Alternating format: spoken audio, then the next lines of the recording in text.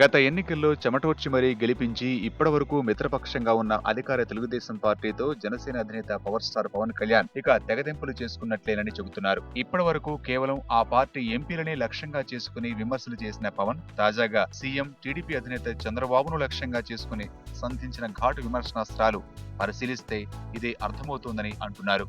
చంద్రబాబు పవన్ మధ్య ఇప్పటి వరకు కొనసాగుతున్న సుహృద్భావ అవగాహన రాజకీయాలకు ఇక తెరపడనున్నట్లు పవన్ వైఖరి స్పష్టం చేస్తుందంటున్నారు. పవన్ అప్పుడప్పుడు టీడీపీ ఎంపీలపై విమర్శలు చేసినా ఆ పార్టీ దాన్ని పట్టించుకోకుండా ఆయన మా మిత్రపక్షమేనని తేలిగ్గా కొట్టిపారేస్తున్నా పవన్ మాత్రం తన పదును అంతకంతకు పెంచి చివరగా బాబుని లక్ష్యంగా చేసుకునే స్థాయికి చేరడం ఆసక్తికర పరిణామంగా మారింది. తాజాగా బాబు పైన విమర్శనాస్త్రాలు సంధించి తాను బాబుకు ఇకపై మిత్రుడిని కాదన్న సంకేతాలు స్పష్టం చేశారని అంటున్నారు.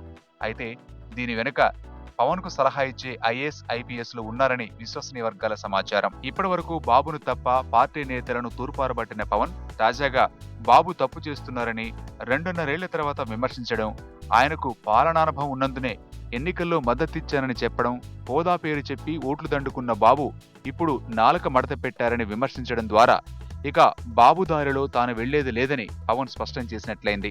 ఇన్నాళ్లు సంయమనంతో వ్యవహరించిన పవన్ హఠాత్తుగా రూటు మార్చడానికి కారణాలు అనేకం ఉన్నాయని జనసేన వర్గాలు చెబుతున్నాయి. ఒకవైపు జగన్ దూకుడుతో వెళుతుంటే రానున్న ఎన్నికల్లో బరిలోకి దిగేందుకు సిద్ధమవుతున్న తాము మాత్రం ఇంకా ప్రభుత్వం పట్ల మెతకగా వ్యవహరిస్తే వెనకబడిపోతామని పవన్ కు గత కొంతకాలం నుంచి సలహాలనిస్తున్న మాజీ ఐఏఎస్ ఐపీఎస్ల సూచనలతో ఆయన దారి మార్చుకున్నట్లు తెలుస్తోంది.